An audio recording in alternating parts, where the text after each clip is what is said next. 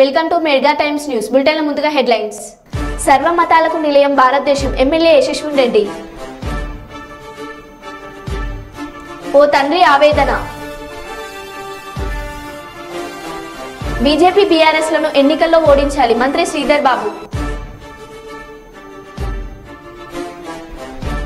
Vemulawada rural మండలం వట్టెంలలో పేకాట స్థావరంపై పోలీసుల దాడి.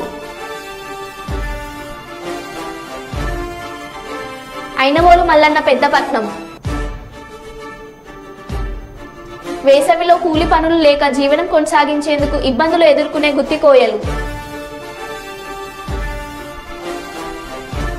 ఇక వివరాల్లోకి వెళ్తే, బాపట్ల జిల్లా వేమూరు నియోజకవర్గం కొల్లూరు మండలం తడికెలపూడి గ్రామంలో షార్ట్ సర్క్యూట్ వల్ల అగ్ని ప్రమాదంలో పూరీలు దగ్నం, కట్టుబట్టలతో నిరాశులైన కుటుంబం.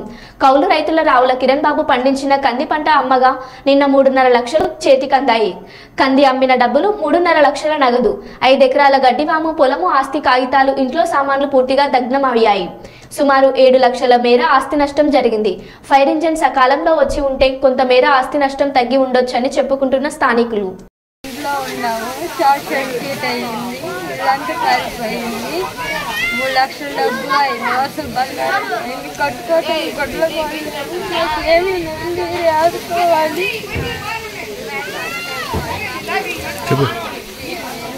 మాకు ఇల్లు లేదు, గడ్డి కూడా 5 ఎకరాలు గడ్డి కాడ కాలిపోయింది. మీరే నన్ను ఆదుకోవాలి. డబ్బులు తీసుకురా చూతా నేను కదపకుండా తీసుకురా. భార్య నూరుకాయండి చాలు కానీ గారం అందరికీ ఉంటుంది కానీ పిల్లలు అందరికీ ఉంటారు. ఎక్కడ మీరా అంత గారం పనికి రాదు.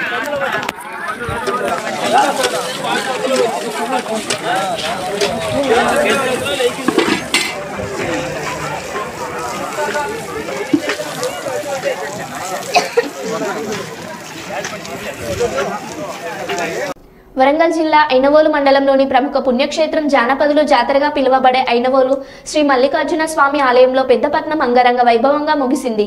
బ్రహ్మోత్సవాల చివరి ఆధ్వర్యంలో భాగంగా ఆలయ ఆవరణలో ఆలయ నిర్వాహకులు పెద్దపట్నం ఏర్పాటు చేశారు.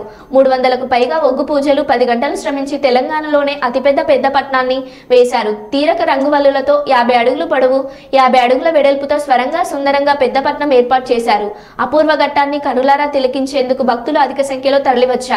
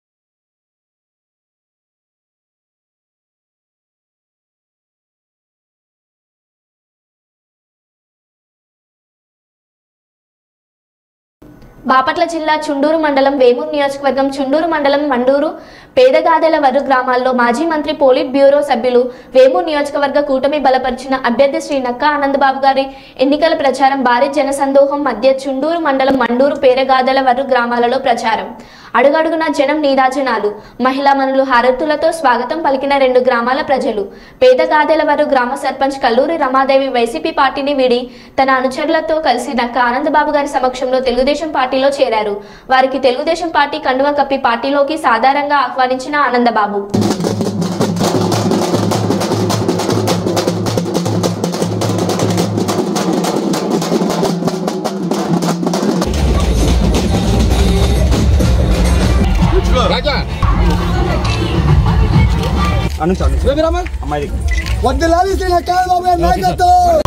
ముఖ్యమంత్రి ఆయన జగన్మోహన్ రెడ్డి చంద్రబాబు నాయుడు గారు కాదు కదా 4,000 ఇస్తాడు, జూలైలో 7,000 ఇస్తాడు. మీకు చూసారా ఈరోజు చెప్పాడు 7,000, 3,000 కూడా కలిపి 7,000 ఇవ్వబోతున్నాడు. అన్ని అబద్ధాలు జగన్మోహన్ రెడ్డి చెప్పాయి. సొంత బాబాయిని అధికారం కోసం చంపేశాడు. అతని మనిషి మన ఊళ్ళు బాగు చేసుకోవాలి, రాష్ట్రం బాగు చేసుకోవాలి ఆలోచన. తెలుగుదేశం పార్టీ జనసేన పార్టీ ఉమ్మడి అభ్యర్థిగా చంద్రబాబు నాయుడు గారి నాయకత్వంలో 4వసారి ఎమ్మెల్యేగా మీ ముందుకు పోటీ చేస్తూ రావడం జరిగింది. అపూర్వమైన ఆదరణ ఆప్యాయత చూపించిన మీ అందరికీ హృదయపూర్వక ధన్యవాదాలు తెలియజేస్తా ఉన్నా. నీరు మండలంలో ఒక కంచుకోటగా ఉంది. మనం గెలిచిన ఓడినా ఈ గ్రామంలో పార్టీ పట్టుకోకుండా నిలబెడతా ఉన్నారు. మాజీ సర్పంచ్ రాహుల్ గారు సంతోషకరమైన విషయం ఏంటంటే 3 ఏళ్ల క్రితం సర్పంచ్ గా ఎన్నికైనటువంటి గౌరవనీయురాలు శ్రీమతి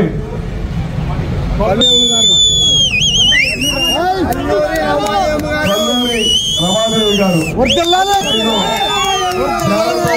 అందరూ కూడా చాలా సంతోషించదగ్గ విషయం. అదేవిధంగా వాళ్ళు బాబీ గారు, ఇతర మిత్ర బృందం అనేక మంది ఈ రోజు పార్టీలో చేరారు. వారందరినీ కూడా సాధారణంగా ఆహ్వానిస్తా ఉన్నా పార్టీలోకి.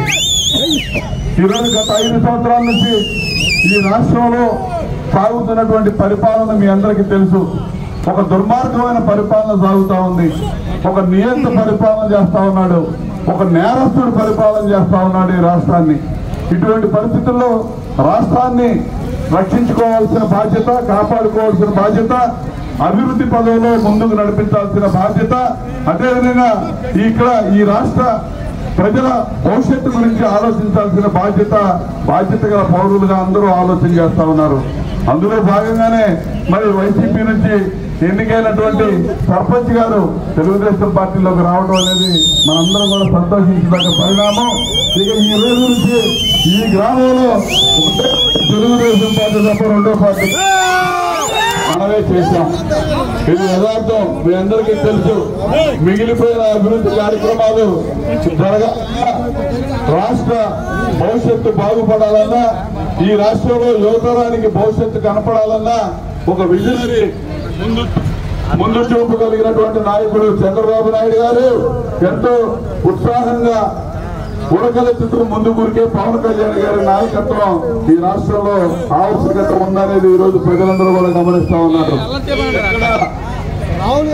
ఎక్కడ కూడా ప్రభుత్వ అనుకూల ఓటు మరి చీలకూడదని చెప్పి, వ్యతిరేక ఓటు చీలకూడదని చెప్పి ఈ రోజు పవన్ కళ్యాణ్ గారు తెలుగుదేశం పార్టీతో కలిసి ఇద్దరం కూడా ఉమ్మడిగా మేము ముందుకు వస్తా ఉన్నాం.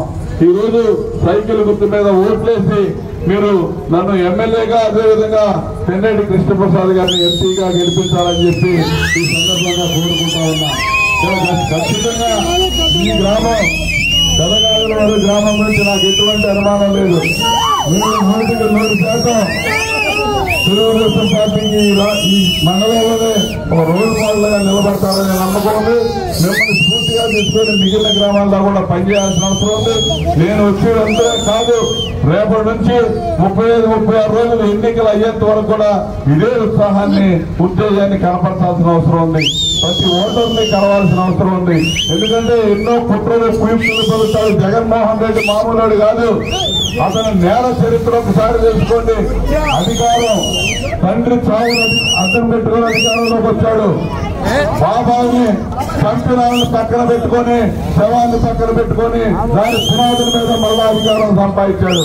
ఈ రోజు పెన్షన్దారులు కూడా పెన్షన్దారులు ఎవరైతే ఉన్నారో అవ్వాతాతలు, వితంతువులు, వికలాంగులు వాళ్ళు అర్థం పెట్టుకొని వాళ్ళ చావులు కూడా అర్థం పెట్టుకొని అధికారం రావాలని చెప్పి ప్రయత్నం చేస్తా ఉన్నాడు. ఈ రోజు ముఖ్యమంత్రిగా జగన్మోహన్ రెడ్డి బాధ్యత. పెన్షన్లకు ఇంటికి తీసుకుపోవాల్సింది జగన్మోహన్ రెడ్డి చంద్రబాబు నాయుడు. చంద్రబాబు నాయుడు గారి వల్ల మీకు పెన్షన్ రాలేదని చెప్తా ఉన్నాడు బుద్ధి తక్కువ ముఖ్యమంత్రి. ఇలా అడ్డగోలుగా అబద్ధాలు చెప్తాడు. అడ్డగోలుగా అబద్ధాలు చెప్పడంలో ఈ దేశంలో ఘనత వహించినటువంటి ముఖ్యమంత్రి జగన్మోహన్ రెడ్డి. ఇలా ఆలోచన చేయండి. ఇలా 4,000 రూపాయల పెన్షన్ జూలై నెలలో ఈ 3 నెలలకి 3,000 అదనంగా కలిపి 7,000 రూపాయలు ఇవ్వడానికి చంద్రబాబు నాయుడు గారు ప్రయత్నం చేశారు. రాబోయే రోజుల్లో ఇవన్నీ వీళ్ళు చేసిన దుష్ప్రచారాన్ని తిప్పికొట్టాల్సిన అవసరం ఉంది. పెన్షన్లు ఆగిపోవడానికి డబ్బు లేకుండా తన సొంత జాగీర్దారులకి కాంట్రాక్టర్లకి 13,000 కోట్లు దోచిపెట్టి పెన్షన్దారులకు డబ్బు లేకుండా చేసి బ్యాంకుల్లో చంద్రబాబు నాయుడు గారి మీద చెప్తా ఉన్నాడు. ఎవడన్నా బుద్ధున్నాడు ఎవడన్నా వింటాడండి? ఎవడ అధికారం ఎవరి చేతిలో ఉంది? చంద్రబాబు నాయుడు గారి మీద నెపం మోపుతా ఉన్నాడు. ఇటువంటి పరిస్థితులు అందరూ ఆలోచన చేయండి. ఇది ప్రతి ఒక్కరికి తెలియజెప్పండి. ఈ గ్రామంలోనే కాదు, పక్క గ్రామాల్లో మీ మిత్రులకి, మీ బంధువులకి అందరూ కూడా ఈ దుర్మార్గం పరిపాలనని అందరికీ విడమర్చి చెప్పి ఇవాళ వేమూరు నియోజకవర్గంలో అత్యధిక మెజార్టీతో సైకిల్ గుర్తు మీద ఓట్లేసి మరి నన్ను గెలిపిస్తారని చెప్పి మనస్ఫూర్తిగా ఆశించి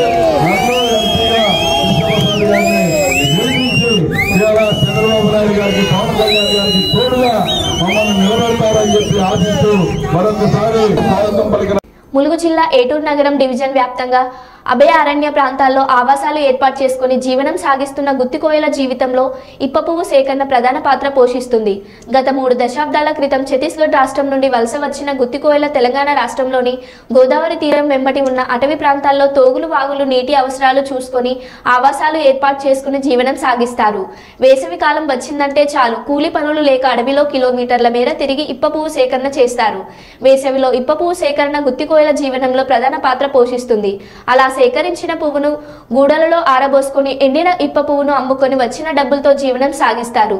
ప్రతి ఏటా ఇప్ప పువ్వు సేకరణతోనే వీరి జీవనం కొనసాగుతుందని గుత్తికోయలు అంటున్నారు.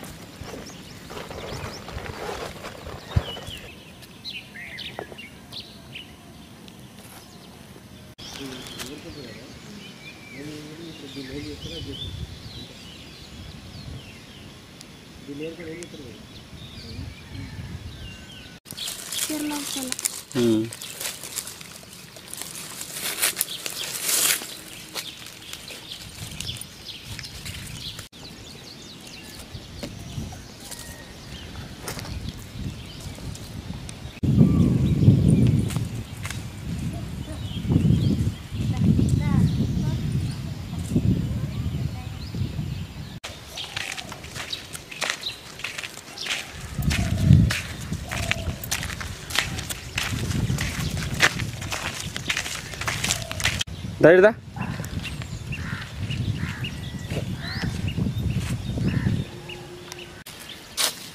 నేను ఇట్ట పెట్టుకొని మాట్లాడాలా?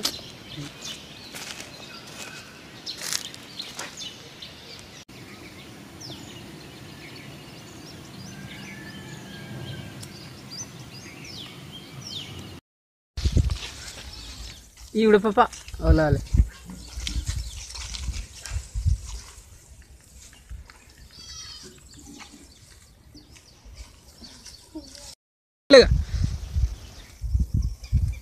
ఇటు చూడు ఇటు చూడు నేర్పు ఇట్ని అటు ఇటు అనమనా నేర్పు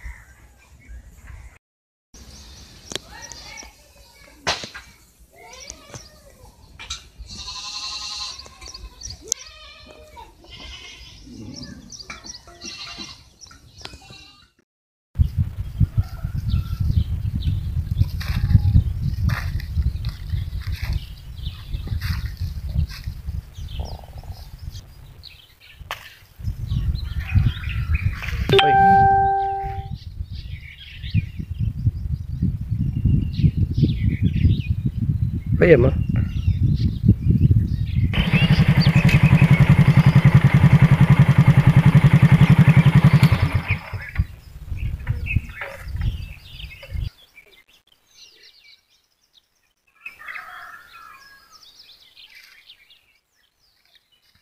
సర్వమతాలకు నిలయం భారతదేశం అని పాలకుర్తి ఎమ్మెల్యే మామిడాల యశస్విన్ రెడ్డి అన్నారు. పాలకుర్తిలో ముస్లిం సోదరులు ఏర్పాటు చేసిన ఇఫ్తార్ విందులో ఆమె పాల్గొని మాట్లాడారు.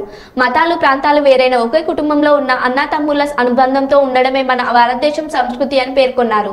కార్యక్రమంలో కాంగ్రెస్ పాలకుర్తి నియోజకవర్గ ఇన్ఛార్జి ఝాన్సీరెడ్డి, బ్లాక్ కాంగ్రెస్ అధ్యక్షులు రాపాక సత్యనారాయణ తదితరులు పాల్గొన్నారు. ఈరోజు ఇఫ్తార్ సందర్భంగా ఇక్కడికి వచ్చిన ప్రతి ఒక్క సోదరుడికి మరి అందరికీ కూడా పేరు పేరున నమస్కారాలు. మన నియోజకవర్గంలో ఇఫ్తార్ విందు జరుపుకోవడం ఎంతో సంతోషంగా ఉంది. మరి మన ముసల్మాన్లకు వచ్చేది అన్నిటికన్నా పెద్ద పండుగ మరి రంజానే. మరి అది మీరే కాదు, కొద్దో గొప్ప మీరు ఒకలాగా సెలబ్రేట్ చేసుకుంటే మేము మీ షీర్ కుర్మా మీ ఇతర వేరేవన్నీ తిని అట్లా ఆ రకంగా మేము రంజాన్ని ఎంజాయ్ చేస్తాం రంజాన్ మాసంలో. మరి ఎప్పుడైనా కానీ హిందుస్థాన్లో బాయ్ బాయ్ ఏక్ హే. ఇప్పుడు హిందువులు అయినా ముస్లింలు అయినా అందరం ఒక్కటే. మొదటి నుంచి కూడా అందరం కలిసి చేసుకున్నాం ఇక్కడ హిందుస్థాన్లో. మరి ఇప్పుడు మన పాలకుర్తిలో కూడా అట్లనే ఒకరికొకరము ఎప్పుడు హిందువులు ముస్లింలు అందరం ఒక్కటే. అదేవిధంగా రాబోయే రోజులలో కూడా ముందుకెళ్ళాలి. మరి ఇక్కడ మన ముస్లిం వాళ్ళకి ఏది ఉన్నా కానీ తప్పకుండా మన పాలకుర్తి నియోజకవర్గంలో నేను ఎప్పుడు తోడుంటాను, నేను మాటిస్తున్నా. ఏది కావాల్సి వచ్చినా మీరందరూ కూడా ఎక్కడైనా రావచ్చు. మరి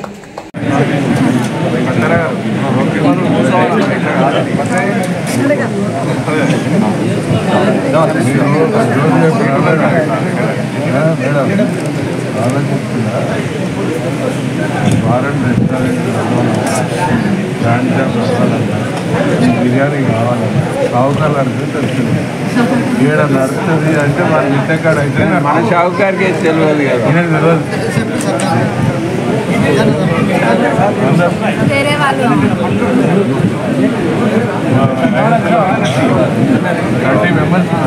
అన్న మీకంటే ప్రేమతో ఒక్క బిజినెస్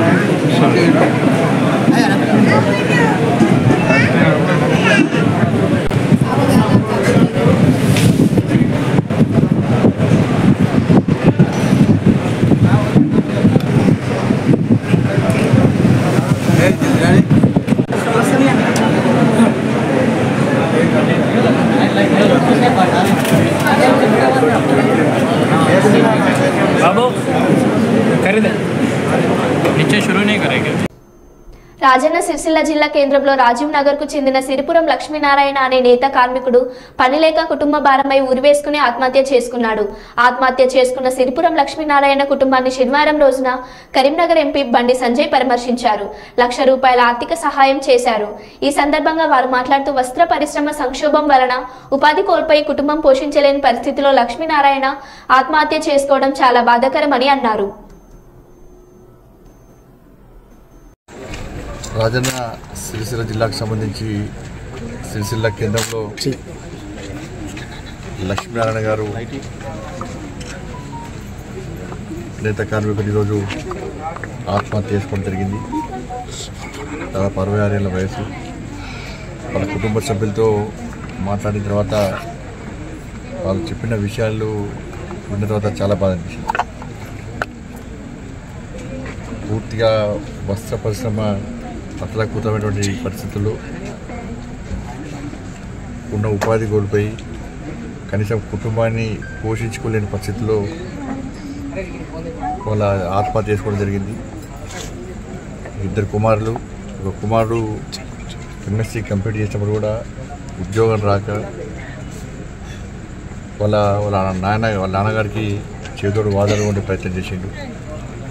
ఆయనకు ఆరోగ్యం, వాళ్ళ శ్రీమతి గారికి ఆరోగ్యం బాగాలేకపోవడం, ఒకవైపు వస్త్ర పరిశ్రమ మొత్తం బంద్ కావడం, ఇలా కనీసం తినడానికి తిండి లేని పరిస్థితుల్లో, కుటుంబాన్ని పోషించుకోలేని పరిస్థితిలో ఈరోజు లక్ష్మీనారాయణ గారు ఆత్మహత్య చేసుకోవడం జరిగింది. నిన్న కూడా గారు నిన్ననే ఆత్మహత్య చేసుకుంటారు. సిరిసిల్లలో ఇలాంటి కామన్గా మారింది.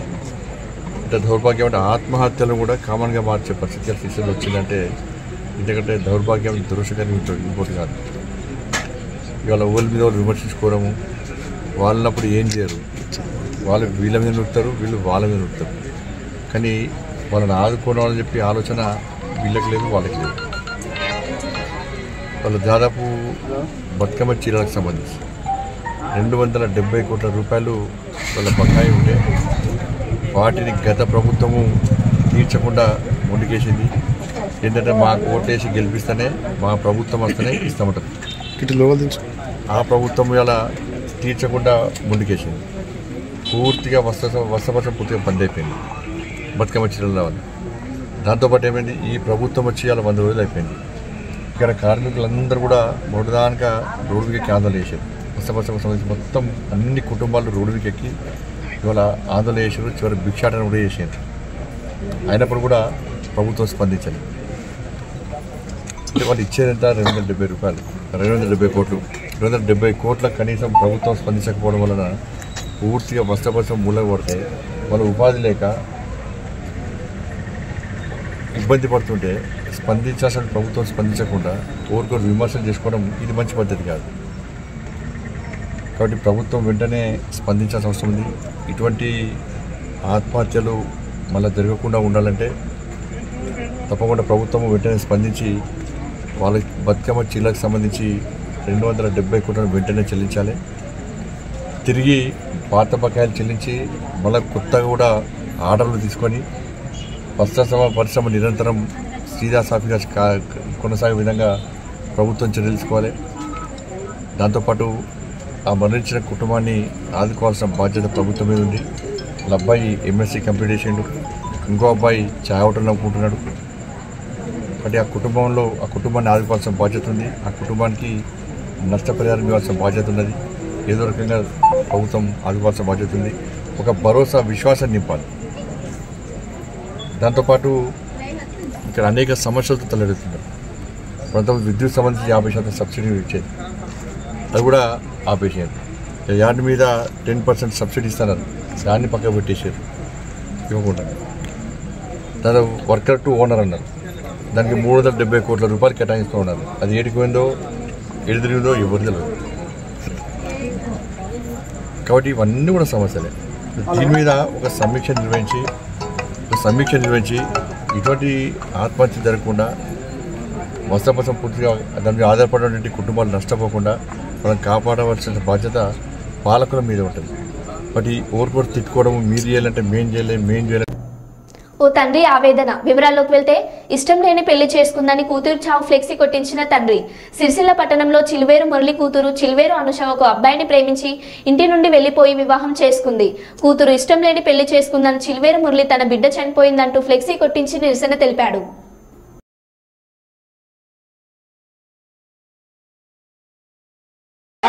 అమ్మలారా, అక్కలారా, అయ్యలారా, నా బిడ్డ పోయింది. నా బిడ్డను దొంగలు మోసం చేసిరు, ట్రాప్ చేసిరు. నా అమ్మాయిని ట్రాప్ చేసి మోసం చేసిరు. అమ్మలారా, అక్కలారా, నా బిడ్డ పోయింది. నా బిడ్డకు నా చుట్టే ఉండి నా కళ్ళు కొనసాటి చేసిర్రు. అమ్మలారా, బిడ్డలారా, నా బిడ్డను బీటెక్ అని మంచి కాలేజీలో చదివించిన అమ్మలారా, అయ్యా ఇట్లాంటి బిడ్డలను మీ పిల్లలకు అన్యాయం చేసుకోకూరి. అయ్యలారా, అమ్మలారా, బిడ్డ ఇట్లాంటి భక్తులు మీరు బతకాలి, తల్లిదండ్రులకు అన్యాయం చేయకూరి. అమ్మా దండం పెడతా, అన్ని కాలు మొక్తా. అమ్మలారా, అయ్యలారా, బిడ్డలను ఖరాబ్ చేసుకోకూరి. అయ్యా దండం పెడతా. మరో బులెటిన్లో మళ్ళీ కలుద్దాం. Stay tuned.